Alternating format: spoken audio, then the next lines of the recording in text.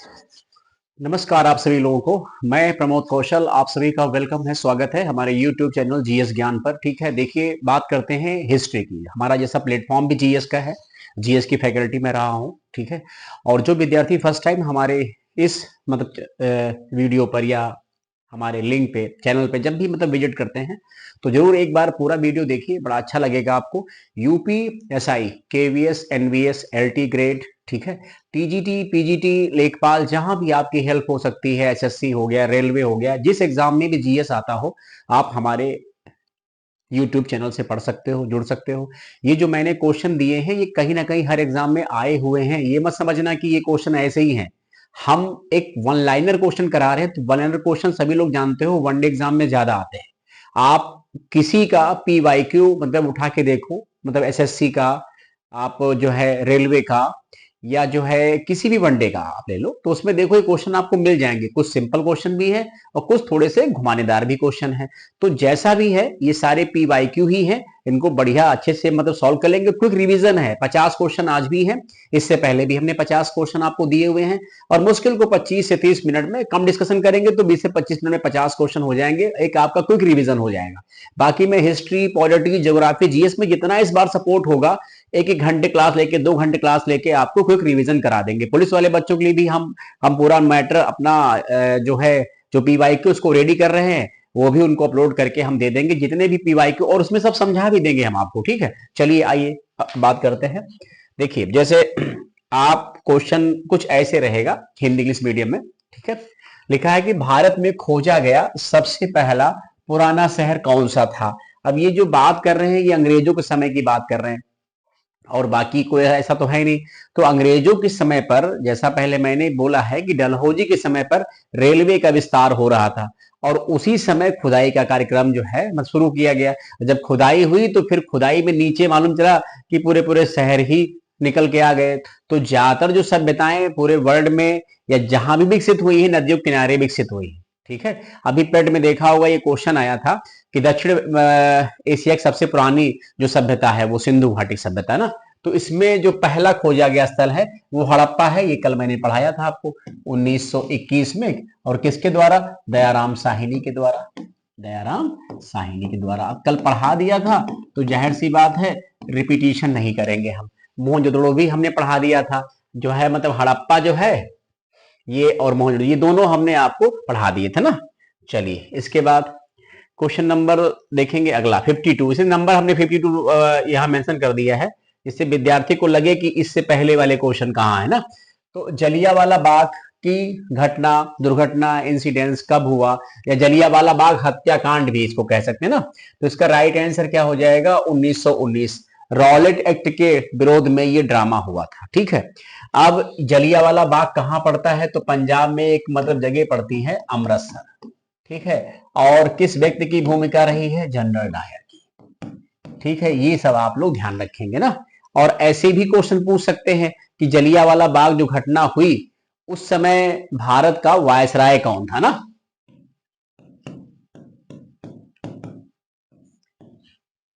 ये कौन मुझे बोल सकता है? ठीक है, चेम्सफोर्ड। ठीक है, तो ध्यान रखेंगे इस बात का। बाकी कमेंट करिएगा, हो सकता है कहीं कोई चीज पढ़ाते वक्त हमसे भी स्किप हो जाए। भाई देखिए, मिस्टेक कोई टीचर जान के नहीं करता है। ये तो मैं नहीं कहूंगा, जब भी कोई पढ़ाने आता है कैसा भी व्यक्ति हो वो अपना 100% ही देता है। फिर भी कहीं कोई चीज स्किप हो जाए तो बात अलग है, ये हम लोग ध्यान रखेंगे ना। तो अगर आपको वायसराय पूरे याद है, ज्यादा वायसराय पढ़ने नहीं, 20 वायसराय सब मिला करके हैं, तो आप लॉर्ड कैनिंग से जो है स्टार्ट करिए और लॉर्ड माउंटबेटन तक आ जाइए। अब हम चूंकि ऐसे पढ़ा नहीं रहे, हम तो आपको क्वेश्चन करा रहे हैं, तो क्वेश्चन के आधार पर फटाफट करा दे रहे हैं, वरना हम आपको वायसराय पढ़ा देते। पहला वायसराय कौन सा है, अंतिम वायसराय कौन सा है ना। कब लॉर्ड जो है इरविन आए, कब लॉर्ड रीडिंग आए, कब जो है चेम्सफोर्ड आए ना। चलो इसके बाद क्या है, 1911 के तहत बिहार निम्नलिखित में से किसके अंतर्गत था। अब देखो बिहार की बात आई ना, तो एक्चुअली में है क्या, बिहार जो है बंगाल महाप्रांत के अंतर्गत आता था। इसी को आप बंगाल प्रेसिडेंसी भी कह सकते हो। बंगाल प्रेसिडेंसी, तीन ही प्रेसिडेंसी थी, एक बंगाल थी, एक बंबई थी, एक मद्रास थी, तीन प्रेसिडेंसी थी। तो बंगाल प्रेसिडेंस के अंतर्गत ही बिहार, उड़ीसा और खुद बंगाल, खुद बंगाल। तो बिहार और उड़ीसा को 1911 में अलग करने का निर्णय लिया गया, अलग करने का निर्णय लिया गया। और कब? दिल्ली दरबार में, दिल्ली दरबार में, राइट। जब जॉर्ज पंचम और उनकी महारानी मेरी आई थी उनके वेलकम में, और 1911 में ये निर्णय लिया गया। तो 1912 में, ठीक है, बिहार और उड़ीसा दो नए प्रांत मिल गए आपको, ये बात समझ में आ गई। अब क्या हुआ कि एक समय पर भारत की जो राजधानी थी वो कलकत्ता हुआ करती थी, ठीक है। कलकत्ता को 1911 में निर्णय लिया गया, ध्यान रखेंगे 1911 में निर्णय जो है लिया गया है। 1912 में भारत की राजधानी कलकत्ता से क्या बना दी गई? दिल्ली बना दी गई। यही वजह है कई जगह लोग 1911-12 लिखते हैं। 1911 में निर्णय हुआ, 12 भारत की राजधानी क्या हुई? कलकत्ता से दिल्ली हो गई। ठीक, चलिए चौरी चौरा कांड, ये मोस्ट इंपॉर्टेंट है। चौरी चौरा कांड वाली घटना किससे संबंधित है? तो ये चौरी चौरा कांड किसी को याद है? ये पूछा जाता है, पहले यही क्वेश्चन पूछते हैं कि चौरी चौरा कहां पड़ता है। ये यूपी के गोरखपुर में पड़ता है, यूपी के गोरखपुर में आता है। ये पूछा गया है वेस्ट बंगाल पीसीएस में। और भी देखिए हिस्ट्री क्या है, मैक्सिमम रिपीट ही होती है सर, इतिहास में कोई जुगाड़ नहीं। ये सारे क्वेश्चन कहीं ना कहीं दसियों बार आए होंगे, और दसियों बार हम कह रहे हैं, कम से कम इनकी संख्या सर सैकड़ों बार होगी। आप जब मल्टीपल टाइप पेपर उठा के देखोगे तो बार बार चौरी चौरा कांड, बार बार चौरी ये कांड आएगा।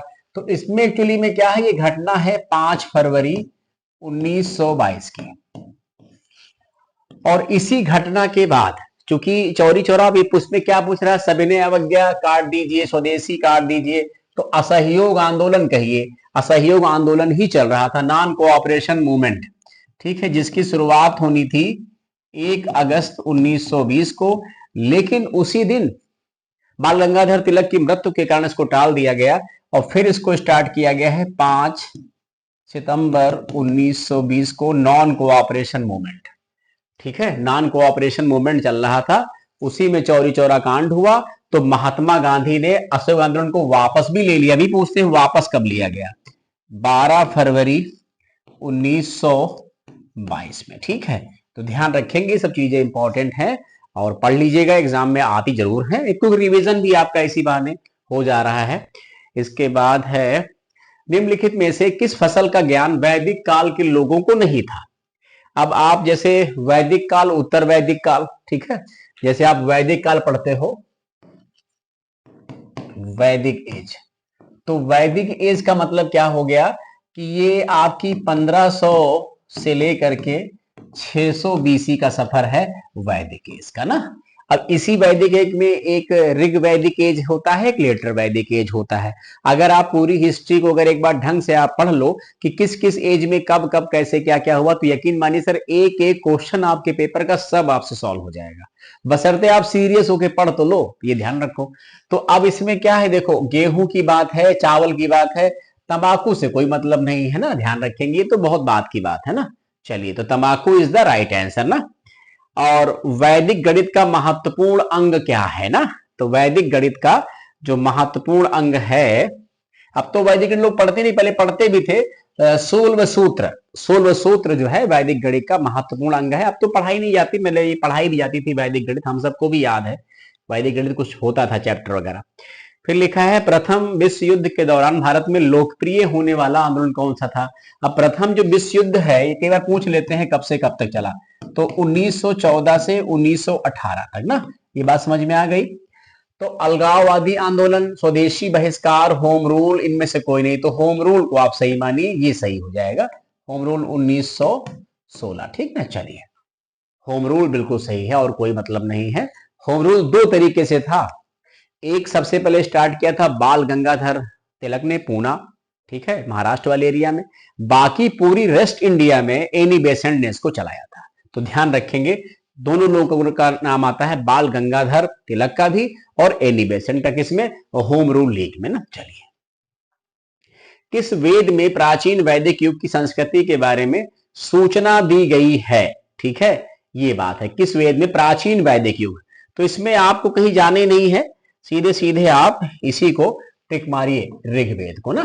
किस वेद में प्राचीन वैदिक युग की संस्कृति के बारे में सूचना दी गई? तो ऋग्वेद। ऋग्वेद, सामवेद, यजुर्वेद, ये 4 वेद हैं, तो सब लोग जानते होंगे। अगला क्वेश्चन भी देखिए वही है, अगला क्वेश्चन भी वही है कि वेदों की संख्या कितनी है? तो वेदों की संख्या 4 है, ये ध्यान रखेंगे, ठीक है। कई बार पूछ लेता है, लेकिन ये किसी से गलत होता ही नहीं है।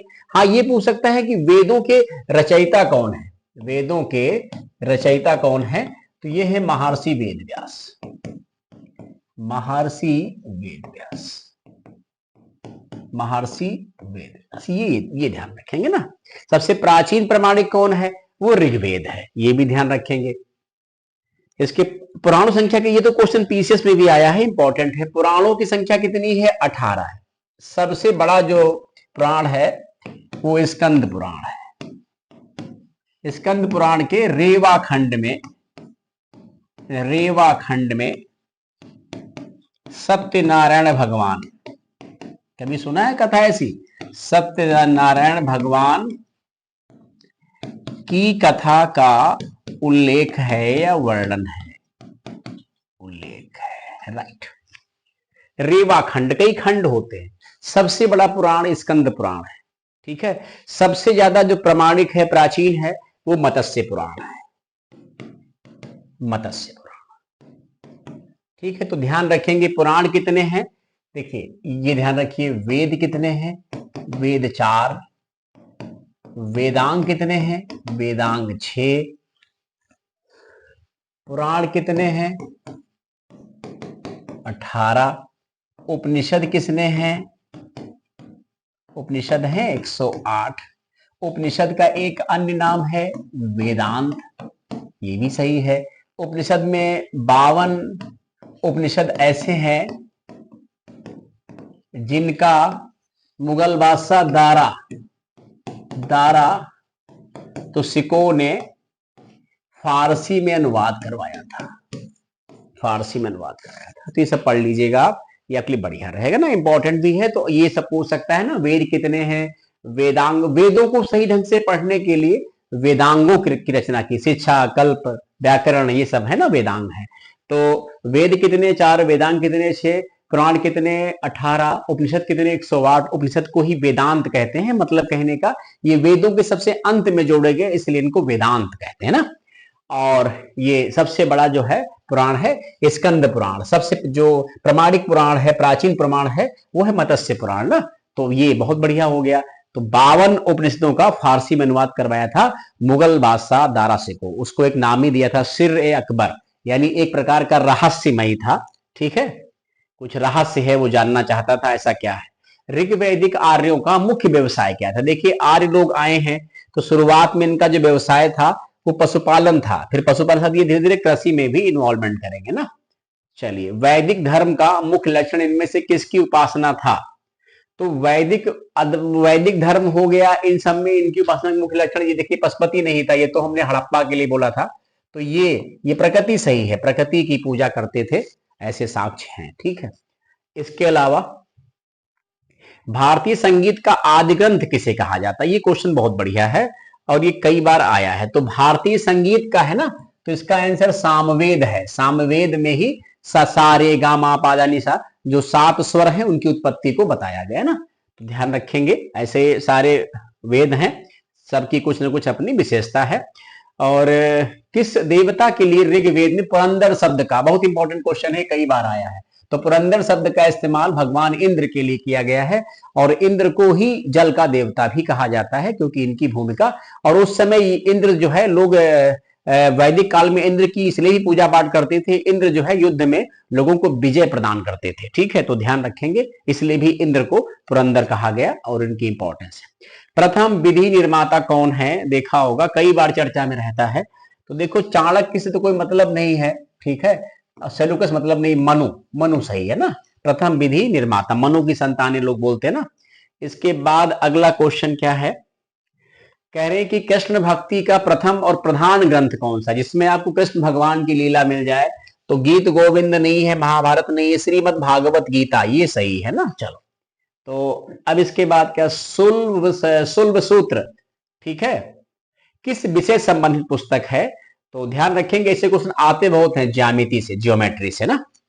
और इसके बाद 68 क्वेश्चन क्या है? अस्तो मां सदगमय तमसो मां तमसो मां ज्योतिर्गमय, तो ये किस से लिया गया है? तो ये ऋग्वेद में इसका वर्णन है। अस्तो मां सदगमय ना, तमसो मां ज्योतिर्गमय। ऋग्वेद में संपत्ति का प्रमुख रूप क्या होता है? संपत्ति का प्रमुख रूप जो एक्चुअली में गोधन है ना, ध्यान रखेंगे, गोधन है, यानी एक प्रकार से जो गाय का धन है, गाय पूजनी है, गाय का महत्व भी बोला गया है गोधन। इसके बाद है धर्म शास्त्रों में भू राजस्व की दर क्या थी? जो हमारे मतलब धर्म शास्त्र हैं, ठीक है, जैसे मनुस्मृति हो गए, देवल हो गए, पराशर हो गए, नारद हो गए, इसमें 1/6 ना, तो ये भी सब याद कर लेंगे। प्राचीन भारत में निष्क नाम से क्या जाने जाते थे? तो ये क्वेश्चन मोस्ट इंपॉर्टेंट है, कई बार आता है। देखिए प्राचीन भारत में मतलब कहने का ये मौर्य समय की बात कर रहा है, ये मौर्य समय की बात कर रहा है। तो निष्क के नाम से, तो ये स्वर्ण आभूषण या सोने के सिक्के, देखिए सोने के सिक्कों को, सोने के सिक्के सुवर्ण या निष्क, चांदी के सिक्के पड़, तांबे के सिक्के माशक, इसको पढ़ लीजिएगा, ठीक है, आता है ना पढ़। सोने के सिक्कों क्या बोलते थे? सुवर्ण या निष्क, तांबे के सिक्कों को माशक और चांदी के सिक्कों को पढ़ कहते थे, ठीक है। मतलब तक्षशिला में वो मतलब टकसाल भी थी जहां पर मुद्रा ढाली जाती थी, बनती थी। सबसे प्राचीन वेद कौन सा है? तो सबसे प्राचीन प्रमाणिक वेद कौन सा है? ऋग्वेद है, ये हमने आपको बता रखा है, ठीक है। चलो, योग दर्शन के प्रतिपादक कौन है? तो योग दर्शक, योग दर्शन है, योग सभी लोग जानते हो, पतंजलि है, ठीक है। चलिए, महर्षि पतंजलि, ठीक है। ये शुंग वंश में एक प्रकार से इनकी बड़ी भूमिका है पतंजलि की। कौन सा वेद गद्य रूप में भी रचित है? कौन सा वेद अंशतः गद्य रूप में भी जो है तो रचित है? तो इसमें आप जाएंगे यजुर्वेद में ना। एक बार देख लीजिएगा, कहीं वैसे कोई मिस्टेक नहीं है बच्चा, हमारे पास कोई डेटा नहीं होता। मैं ये नहीं कि कोई अब जब देख रहा हूं, देखिए मेरे साथ भी क्वेश्चन में देखता हूं, तो ये नहीं कि मेरे पास कोई बुक खुली तो मैं देखा, मुझे जितना आता है कम ज्यादा मैं अपने अनुसार पढ़ाता हूं। अब ये नहीं कि मैं उधर गया इधर गया, कभी कभार कुछ माइक वाइक चेक करना या कुछ, वो अलग विषय हो गया कि कहीं कोई आवाज की तो प्रॉब्लम नहीं, कुछ नहीं है। बाकी यजुर्वेद ना, कुछ भी ऐसा अगर आपको फील होता है कौन सा ना, तो एक बार जरूर चेक कर लीजिएगा, वैसे गलती होगी नहीं, ठीक है। उपनिषद पुस्तकें किससे संबंधित हैं? तो उपनिषद की जितनी पुस्तकें हैं सब दर्शन से हैं, फिलॉसफी से। इसके अलावा क्या है? निम्नलिखित में से कौन सी स्मृति प्राचीनतम है? तो ये सबको पता है कि प्राचीनतम जो मतलब स्मृति है, या इसको लॉ बुक कह सकते हो, मनु मतलब स्मृति, मनु भी है, पराशर, नारद है, सबसे लास्ट में देवल है। आरंभिक वैदिक साहित्य में सर्वाधिक वर्णित नदी कौन है? वैदिक काल में या वैदिक साहित्य में सबसे ज्यादा सर्वाधिक बार वर्णित नदी ये सिंधु नदी है ना। उल्लेख सबका है, गंगा का भी है, यमुना का भी है, लेकिन सिंधु ना। चलिए, इसके बाद कर्म का सिद्धांत किससे संबंधित है? तो कर्म का सिद्धांत जो है मीमांसा से ना, कर्म का सिद्धांत मीमांसा से। आदि काव्य की संज्ञा किसे दी जाती है ना? आदि काव्य की संज्ञा किसे दी जाती है? तो आदि काव्य की संज्ञा किसे दी जाती है? महाभारत, श्रीमद् भागवत गीता, ठीक है, रामायण, गीत गोविंद, महाभारत आदि काव्य ना।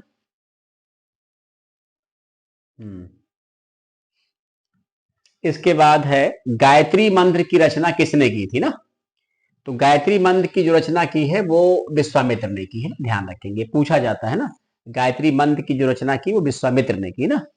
चलिए, इसके बाद क्या है पॉइंट? वैदिक युग में प्रभावित लोकप्रिय शासन प्रणाली कौन सी थी? वैदिक युग की बात कर रहे हैं, तो ये तो खैर है ही नहीं, ये प्रजातंत्र राज शासन ये तो खैर था, लेकिन गणतंत्र का यहाँ उल्लेख है। वैदिक युग में गणतंत्र थे, गढ़ होते थे ना, कई गढ़ मिलकर के गणतंत्र की स्थापना करते थे। हड़प्पा वासी किस वस्तु के उत्पादन में सर्वप्रथम थे? हड़प्पा वासी ना, तो हड़प्पा वासी किस वस्तु के मतलब उत्पादन में जो है तो सर्वप्रथम थे, ठीक है, जौ, ठीक है। सिंधु सभ्यता का कौन सा स्थान भारत में स्थित है? सिंधु सभ्यता का कौन सा स्थान भारत में स्थित है? देखो इसमें क्या है, जैसे ये और ये तो दोनों चले गए पाकिस्तान, अब तो है नहीं, उस समय खैर पाकिस्तान था ही नहीं, तो लोथल कह दीजिए, ठीक है, लोथल सही हो जाएगा ना, गुजरात ना, लोथल। पहला ईरानी शासक जिसने भारत के कुछ भाग को अपने अधीन किया था, तो सबसे पहला जो भारत पर आक्रमण हुआ है एक्चुअली वो फारस से ही है। ईरान भी कह सकते हो, आप इसको फारस भी कह सकते हो ना, तो फारस भी सही है। इसमें डेरियस प्रथम ना, डेरियस प्रथम, ये पहला आक्रमण, ये पहला विदेशी आक्रमण, अपने देश पर पहला विदेशी आक्रमण। वो मुस्लिम पूछता है तब आप बताते हैं मोहम्मद बिन कासिम को, ये जो प्रथम आक्रमण है विदेशी वो फारस से है, डेरियस प्रथम ने किया। जो दूसरा है वो जो है ग्रीक से है, यूनान से है, वो जो है वो सिकंदर का है ना। चलिए, पाली ग्रंथों में गांव के मुखिया को क्या कहा जाता है? तो पाली ग्रंथों में गांव के मुखिया को ग्राम भोजक कहते हैं ना, यह एक प्रकार से आप इसको ग्रामीणी भी कह सकते हो। पॉली टेक्स्ट में इसको मुखिया क्या कहते हैं? तो ग्राम भोजक।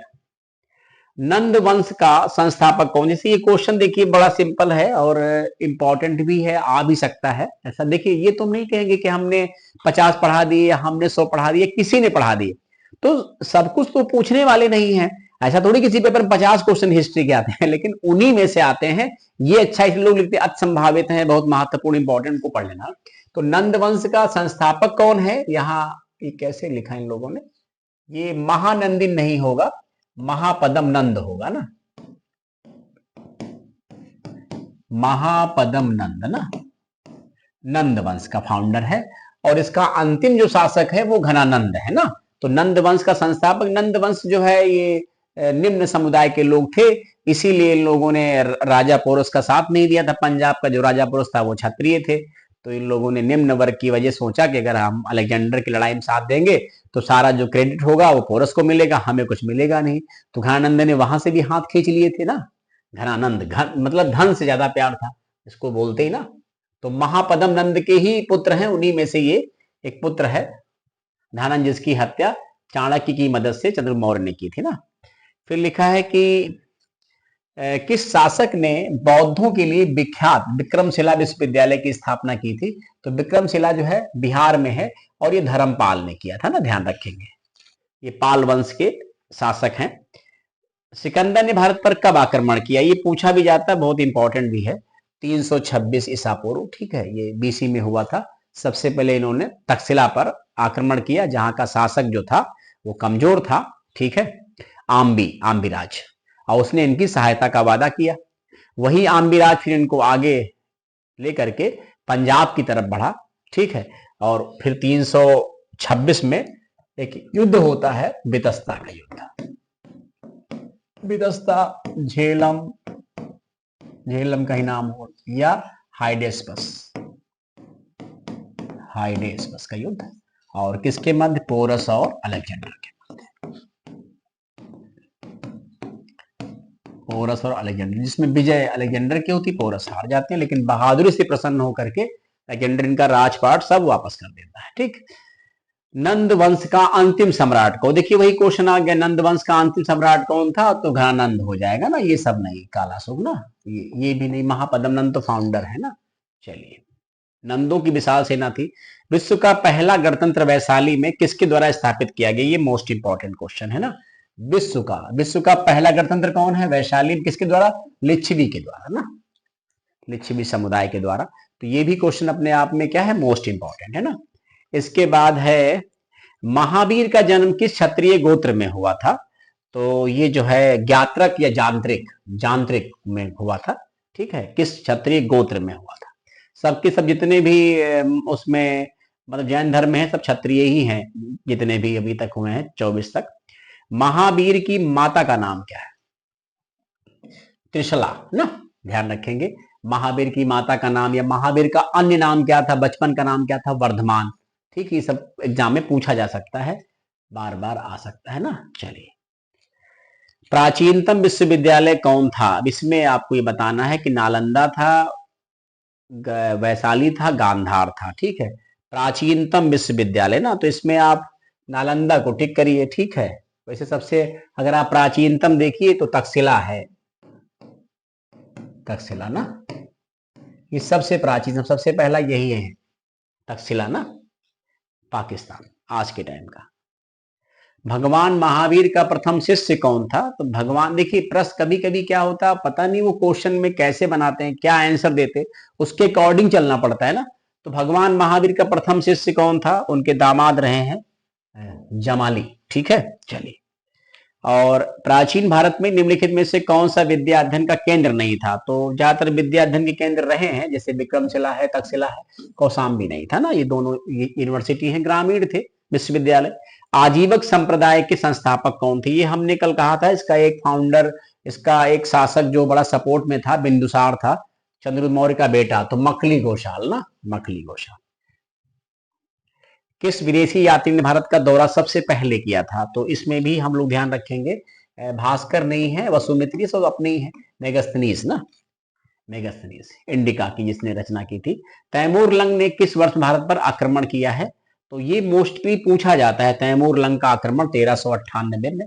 और जब आता है तो भारत में एक डायनेस्टी होती जो शासन करती, जिसका नाम है तो मतलब तुगलक डायनेस्टी, और इसी के बाद इसको नष्ट करके सैयद वंश की स्थापना होती है, सैयद वंश खिजर खान के द्वारा, और फिर लोधी वंश ना 1398।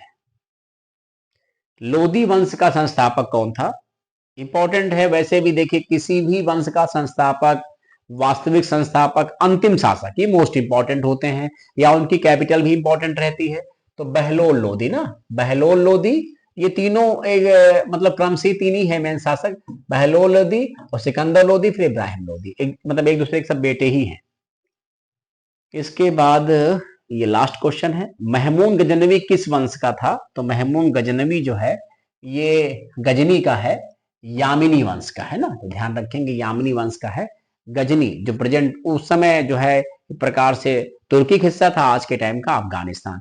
तो ये रहे आपके 50 क्वेश्चन। फिर भी आप लोग पढ़िएगा, अगर किसी क्वेश्चन में कहीं बाय द वे किसी क्वेश्चन में अगर आपको लगता है कि ये आंसर सही नहीं है, कुछ ऐसा 19-20 हो सकता है, कभी कभी कुछ तर्क भी होते हैं, तो अगर ऐसा कभी कुछ लगता है तो एक बार कमेंट जरूर करिएगा आप लोग। ये मत सोचिएगा, देखिए मैं एक डिफरेंट टीचर हूं सर, कि मैं विद्यार्थी की सुनता जरूर हूं, चाहे वो बिल्कुल ना पढ़ता हो तो चाहे बहुत कुछ पढ़ता हो, सुनना तो दोनों की चाहिए, और दोनों विद्यार्थी ना। तो कुछ भी ऐसा लगता है कमेंट करिएगा, हो सकता है कहीं कोई चीज ऐसी हो जो आपके नजर में स्पष्ट आ जाए। तो वैसे तो कोई कोशिश की जाती है कोई चीज मिस्टेक ना हो, फिर भी हड़बड़ाहट में कहीं कोई क्वेश्चन बोलते वक्त, आंसर देते वक्त फिर भी ऐसा कुछ होता नहीं है। फिर भी एक बार आप लोग पढ़ लीजिएगा, कमेंट करिएगा, बताइएगा सेशन कैसा लगा, और फिर ऐसे ही आप लोग जुड़ते रहिए, पढ़ते रहिए। अभी यूपीएसआई, लेखपाल, केवीएस, एनवीएस, एलटी बहुत सारे पेपर होने वाले हैं, सबके लिए इंपॉर्टेंट है, इसीलिए उसमें लिखा है कि आप इसको पढ़ सकते हो। थैंक यू सो मच, बहुत बहुत धन्यवाद आपसे।